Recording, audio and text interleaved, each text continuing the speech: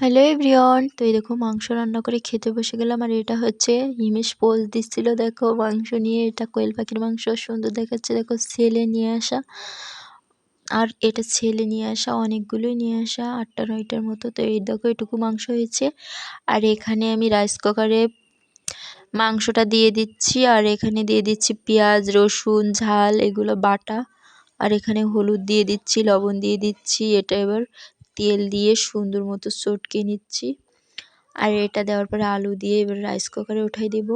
আর এই দেখো এটা সুন্দরভাবে কষিয়ে নিয়ে রান্না হয়ে গেল। আর এখন লাস্টে দিয়ে দিচ্ছি হচ্ছে জিরার গুঁড়া, মরিচের গুঁড়া, গোলমরিচের গুঁড়া, আর হচ্ছে গরম মশলার গুঁড়া।